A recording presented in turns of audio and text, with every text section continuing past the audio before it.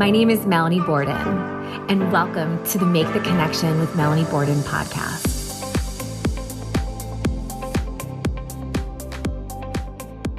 Tom Kline is the founder of Better Vantage Point with over 30 years in the auto and RV industries. He has developed easy-to-use compliance solutions that demonstrate ongoing efforts by dealerships to effectively comply with federal, state, and local industry regulations. He reduces your personal liability, monitors reputation, and creates online responses to digital customer complaints, mitigates your exposure to lawsuits and regulatory issues, examines and audits monthly advertising to forestall deceptive acts claims, inspects deal jackets to catch and kill irregular business practices, analyzes operations to prevent problems before they happen, conducts bi-weekly or monthly Zoom trainings on best compliance practices, resolves lawsuits and regulatory disputes, and negotiates with difficult or unreasonable customers and plaintiff lawyers, creates, writes, or updates employee handbooks and guidebooks. Wow. Tom? That's a busy guy. Thank you so much for joining us. I mean, all those things above, I just got overwhelmed by reading that. It's a lot. It's a lot. Thanks for having me, Melanie. Always great to be with you. Yes, we're talking today all about how marketing and compliance in your industry go hand in hand and some of the steps to get you there. And I also thought it would be fun to mention Tom. And please don't get mad at me if you get inundated with requests, but you also give the best prospective client gifts ever. I don't know if you remember, you sent me the most delicious box of treats when I was working at the dealer group. And to this day, you are a legend in my house. My kids will love you forever for all those treats. Great. I look forward to meeting them one day. They're so adorable. Thank you. So I want the listeners to learn a little bit more about you before we start digging into some of the nuts and bolts to help them. Could you share a little bit about your career path and how you got started with what you're doing today? Sure. So I'm a third generation car guy, and my grandfather started in the business in 1925, back when they used to take the chassis and the body off of the train and assembled the cars next to the railroad tracks. That's how far back my family goes in the car business. Now, before I got into the car business, it's not something I say publicly very often, but because I'm on the Melanie Borden show, the omni-channel marketer, I'm going to tell everybody that I used to be in the professional theater and did that before I actually got in the car business. And I did that for 5 or 6 years and then went into the family business and was there for 30 years. So we sold the dealership in 2019, and that's when I started my consulting business. Well, I think theater is also very important if you're working in automotive retail because you have... Because of all of those reasons. Right on. And I also want to say that you and I met on LinkedIn. Correct. Yes. So we met on LinkedIn, and I was trying to remember because I was definitely in an office when you and I had connected, and I couldn't remember if it was pre-COVID or post-COVID, but I think it was probably post-COVID if you had started in 2019. So it was either in 19 or 20 that you and I had met. Yeah, pre-COVID. Yeah, no, it was pre-COVID. You were, I think you were at Celebrity at the time. Yes. So. And I will say that you have some of the best images from the family business on your website and also with what you're posting on social. Thank you. There's not as much as I'd really like. I probably have 60, 70 photos because I don't know what happened over the years, but the ones I have, I really enjoy. As an example, I posted one about a month ago with my father shaking Muhammad Ali's hand because we sold him a Corvette. We've been in the business quite a while. It's a time capsule of a moment in time that you have to share with your family. And it just tells the story of the industry that you've been serving. And I know you also work outside the auto industry, but for those of us who have worked in the industry and know you and your expertise, you're really known for fixing things within dealerships and businesses in general. And it's a term that I had learned over time called risk mitigation. And I know it's something that you handle and that you work with your clients on. Right. And what does it mean, Tom? Like, what does risk mitigation mean? It's a great question. So risk mitigation is a process to make sure that other people aren't reaching into your pocket and taking the money that you've worked so hard for. So that can take so many different forms, but it's really making sure that you stop problems within your business before they happen. And so what you do about that, there are certain policies and procedures you can install. There's insurance that you can buy for certain risks. And I was having a call right before we got on today with a reporter talking about the Napleton FTC fine, where they were just fined for $10 million for deceptive business practices. I saw that article. I could spend 2 hours talking about that alone, but what could they have done to stop those problems? Part of that is compliance. Part of that is making sure you're auditing what's happening in your business and that you know what's happening. And there's all kinds of triggers depending on what kind of business. For example, in automotive, the dealer should read the online reviews in the morning. I advocate that if they don't read them, at least somebody prints it and puts it on their desks and make sure that they keep up with what's going on, because that's really the fulcrum of what a dealer can look at to see if they're upsetting customers or if customers are happy, and whether there's a breakdown in sales or F&I, or they spot disclosing deals they can't get done, or whatever the case might be, whether it's an auto dealer or any other kind of business. Risk mitigation is about making sure you stop a problem before you have it, or if you do have a problem, to make sure that you get out of it by spending as little money as possible. That's great advice. And I'm also glad you brought up reviews, because when you're really buying anything these days, people are going and they're reading reviews because they want to determine whether it's a restaurant or it's a clothing store, who they're doing business with. Absolutely. I bought highlighters yesterday on Amazon. I looked at the highlighter reviews before I decided whether I was buying the Amazon brand or not. Right. Many businesses, they just don't have a process internally for reviews. Well, what they do, Melanie, which is not what I advocate, is they'll post something like this. Thank you so much for your review. We're sorry we didn't meet your expectations. And in the future, if we can be of service to you, please call us at this phone number. Mm-hmm. That is wrong from so many perspectives. Number one, somebody looking to buy something, that comes across as insincere.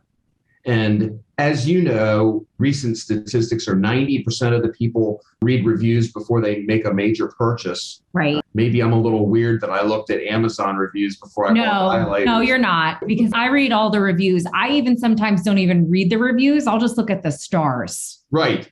Right. And if you see something with 1 or 2 stars, you're not even going to pursue it. No way. I mean, when it has 10,000, even if they're gaming the system, I give them credit for gaming it so well that I'll buy it anyway. So, because 10,000 reviews, what are you going to do? But the mistake when you do that is when somebody's looking online and they see that that was your response, it comes across as very insincere. In short, any business should do is you can post a response, dear so-and-so, I'd like to fix your problem. Please call me, George, on my cell number, and then post your cell number. And then you call the customer, because 9 times out of 10, you can figure out who it was who came in or who was dissatisfied with whatever your business is. You call them and you bring them in and you try to fix the problem. Now, not all problems can be fixed, but what I advocate is if they come in and you can't fix their problem, after a series of questions and comments, you say, listen, I'm really sorry we disappointed you. Here's a gift certificate for $25 for Chili's. Please have lunch out on us. That's great. Right? And sometimes, depending on the nature of the conversation and how it goes, sometimes you can ask them to update your review, not change, because they'll go crazy if you ask them to change their review.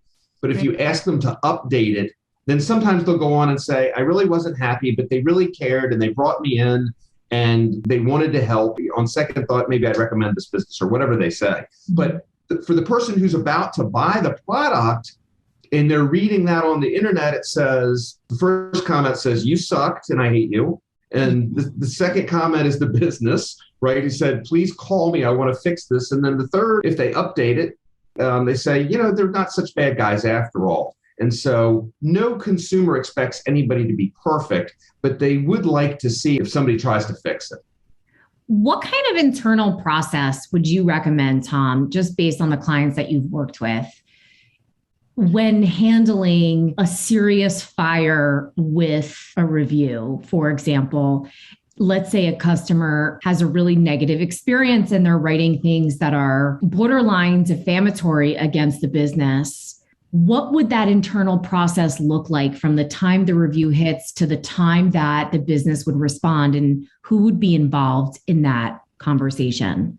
Terrific question. So much the same of what I just said, with the one component that's super important, which is whoever reaches out to that customer has to be empowered to fix it.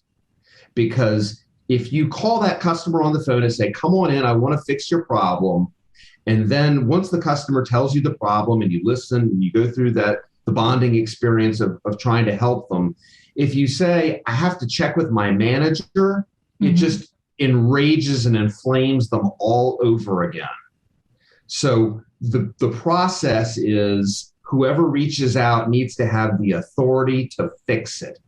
And if it's a complicated problem and it's going to cost the dealership some money, then maybe that's the general manager or the CSI person. Whatever that organization's structure is fine. It doesn't matter who it is, as long as they're empowered to fix it.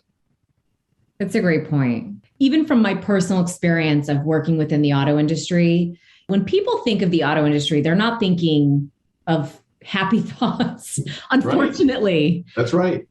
Although I will say that it really depends on the market, it depends on the brand, it depends on the owner of the franchise, et cetera. But generally speaking, it's almost as if before someone purchases a car, they're apprehensive and they have anxiety going through the process just due to the experiences that they've had along the way. So they're almost more inclined to put something out there that's not positive when they have those experiences because they've had so many of them over the years. Sure. And the internet has done, Melanie, is it's empowered the little guy, because the little guy can now speak up and say whatever they want.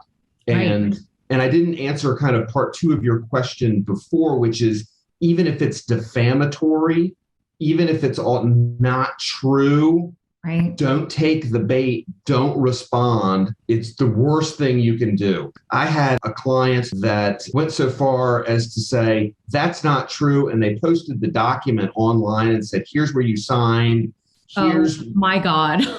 I mean, it makes the dealer look like, I'll use the word insincere. There are a lot of other adjectives or synonyms you can use with that, but it just doesn't come out right. Messy. And so don't argue your case on the internet. That's not the place to argue your case. Right. You can tell your wife about it or your girlfriend or your boyfriend or whatever it is, but don't argue your case on the internet. It looks terrible. You go through the same process. You bring them in, you try to satisfy them, and send them back out. Sometimes it's hard to get people in, though. And what I always said is, "Mr. Customer, I'm going to treat you with courtesy. I'm going to treat you with respect. I really want to try to help you. Please let me help you." And when you use words like "please let me help you," nobody's ever said that to me my whole life, right? You definitely wouldn't expect that from a car dealership. Right, exactly. And so that usually disarmed them enough to get them in. And that's an important notion too. Tom, talk to us about how branding ties into risk mitigation and what that means for a small business owner. Right. So sometimes business owners will reach a milestone and they'll feel like, milestone's the wrong word, a fork in the road, and they won't know whether to go left or right. Or sometimes you could go straight, sometimes you can go backwards. There's all kinds of directions. And so sometimes how you present your brand is the difference between success and not. And I recently helped a nonprofit with this problem. They had been around since the early 1970s and had been using a certain material for their constituents, and that material was no longer going to be available. And so they had to change something that literally had been going on almost 50 years. Wow. So every single one of their constituents didn't know this change was coming. And so the nonprofit could have literally gone out of business if we didn't handle this with deft and care and made sure that the rebranding was something that all of their constituents could understand and buy into, because it was important for this particular nonprofit for all of these constituents to buy into their rebranding, if you will. So practicing good risk mitigation in this case to make sure that they didn't go out of business, right? That's the ultimate risk mitigation, was rebranding. And so we spent the period of, it was a good 9 months to a year working on making sure that we got that right. And we did, and all is well. From a consumer perspective, and even from a business perspective, they really work hand in hand, as well as compliance. Right. So with compliance, how does that really tie into that risk mitigation and branding? And why is it important for businesses to be compliant, whether they're a franchise business or not?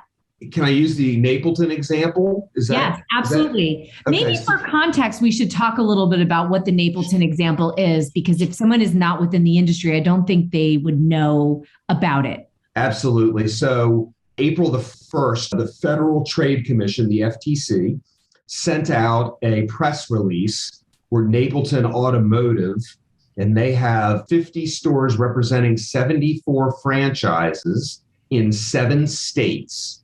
And the FTC fined them $10 million for essentially 2 violations. One was for deceptive practices, where they were inserting products into loans that the customers didn't know about. And then number 2 is they were accused of discriminating against minorities and charging minorities more interest on loans than others. So let me break that down a little bit more.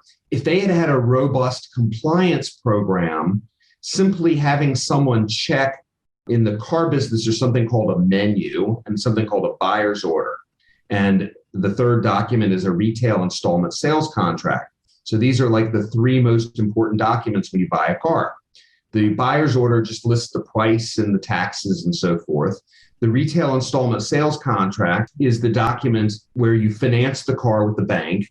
And then the menu, which is recommended but not always done, shows, that you accepted buying these products and you declined buying these other products. And all of those 3 documents should tie out together. The numbers should be the same.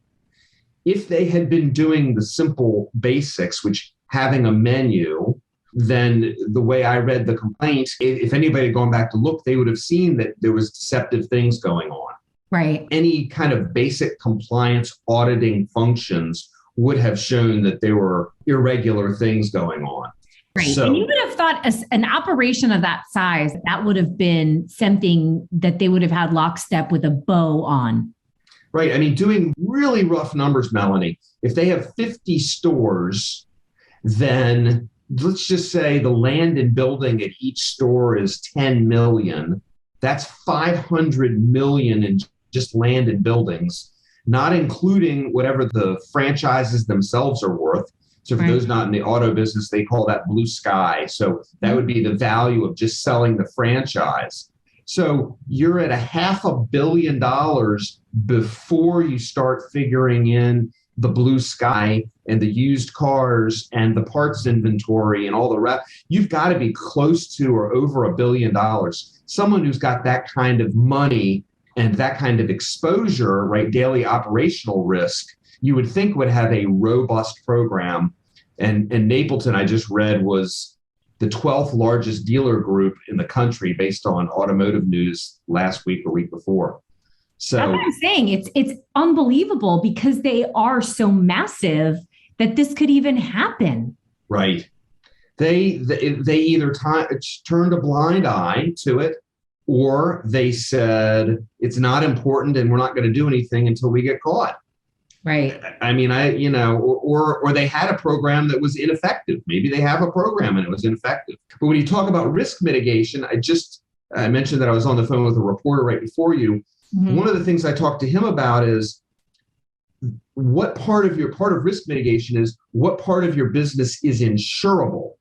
So could the two things that Napleton Automotive got tagged for, were either of those insurable? And the answer is yes. Both of those with the proper insurance policy, without getting into the weeds, or I'm happy to if you want to, but they could have had insurance to cover both of those perils, in which case they would have suffered reputational loss, although that is also insurable. Reputational loss is an insurable product, very expensive. But interesting. But they could have transferred their risk for all of the 10 million, and maybe they did, we don't know because we're not insiders there, right, to the insurance company, and maybe they didn't lose anything. It's hard to know. But that's really, when you talk about risk mitigation, how can you stop the problem before you have one? Try to put policies or procedures in place. If not, you have a compliance program that audits and makes sure that those pieces are in place. But even if the first two fall down, you have a risk transference mechanism where you can transfer that risk to a third-party insurance company. Wow. I mean, this is a complete other world for so many people who, even the most savvy businessmen and women, might not necessarily be checking those boxes. And that's really why people like yourself are there to help them, because they really need someone to watch over them, to double and triple check their business operations. Absolutely. It's a continuous improvement activity thing, right? So every month, it's not like you can wave a magic wand and make all this happen. I just finished a booklet to show to potential clients. It's 45 pages long of checklists of things that dealers and other businesses have to think about and work on. And nobody can get to 45 pages worth of stuff in a year, much less. But over time, you work on it and you hone it. And that's what continuous improvement activity is. Right. And just like branding and just like marketing, you do a little bit and then you adjust, and then you do a little bit more and you adjust. And compliance and risk mitigation or risk transference is no different. You examine, you adjust, you make changes, and you keep going. And as time goes on, you get better and better at it. You just dropped so much knowledge on myself and the listeners. I have to ask you more about this booklet, this pamphlet that you've been working on that's 45 pages. And I know you're not going to tell us every single thing that's in there, but what would you say to the audience and to myself in terms of what is one of the most impactful items that you would give as advice within your booklet when you work with your clients? Sure. So the most important question is to sit quietly at your desk and ask yourself, what if? And each business, of course, has a different what if. If you're a car dealer, one of the worst case scenarios is that your parts driver hits a school bus, for example, right? And that a lot of kids are injured. That's probably one of the worst case scenarios, is because a school bus holds 77 kids. So what if that happened? Would I be covered? What would I do? Do I have a policy in place? Do I have a procedure? Do I know how my insurance would respond? So if you sit and think about what your worst case scenario is, which isn't pleasant, it's not, but it's so important for businesses to do this. And I advocate that for business owners to do this first thing in the morning when they're drinking their coffee, so they can think about it clearly before their phone starts ringing and the emails start dinging and LinkedIn starts going off, is to really think about what the worst case scenario is. Then you can start patching and figuring out, okay, well, if that's the worst case scenario, how do I handle it? And I advocate that you start with the biggest problems first, and then you work your way down to the smaller ones. And as I said, this is a continuous activity. But if you make yourself a list of what if this happened and what if that happened, you can start to really work on making sure that your worst case scenarios don't happen. And then you'll get down to the point where you're working on smaller dollars. And with some businesses, they don't care about pain points at certain dollar values. They're like, that's just below. I don't care. I don't want to waste time on that. And that, of course, is a business decision, which is all risk is really a business decision. Mm-hmm. My job as a consultant is to say, if you don't do these things, here's the worst case, right? What if this does happen? So that's part of what I do. So the biggest thing I can tell you is that whole book that I put together is really about what if. Right. That's such great advice. And that advice transfers across all industries, not just specific to automotive. And the listeners don't know this, but right when I was launching my business, you and I had a conversation. We're both on a specific panel together that we both write for. And you gave me some of the best advice as a new business owner. And I wanted to share that with the listeners, if it's okay with you. Of course. And so I was so focused on my website and the content on my website in that first 3-month period. And you and I had talked a couple of times, and you said to me in one conversation, I don't know if this is verbatim, but it's something along these lines where you said to me, Melanie, whatever you think you're going to be doing today, a year from now, you're going to be doing something totally different within your business. Right. And I had never thought about that in the process of becoming a business owner. And it was one of the best pieces of advice anyone has given to me in this journey that I've been on, as I have changed my trajectory with my business a couple times in terms of what I'm doing. And I might not have been as receptive or open to it had you not given me that advice. Good. I'm so glad it was helpful. It totally was. It absolutely was. And I just wanted to add to the fact that whenever you give advice, it's so helpful. And this has been so great, you sharing all this information with us today. And we're heading towards the end of our conversation. Tom, if someone wants to get a hold of you, what's the best way for them to reach you? Sure. My direct cell phone is probably the best, which is 757-434-7656. Or as you mentioned, my website is bettervantagepoint.com. You mentioned my business name, not my website, but they're the same. Bettervantagepoint.com, and it has my phone number on it also. So that's the best way to get me. Fantastic. Well, thank you again, Tom, for coming on, and I'm sure we will see each other soon. Thanks so much for having me, Melanie. Always a pleasure. Awesome.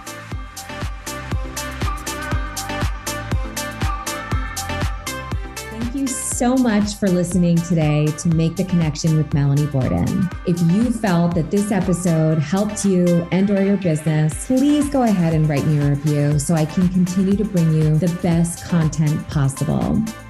By the way, if we are not connected yet on LinkedIn, let's connect. You can find me at www.linkedin.com/in/Melanie Borden.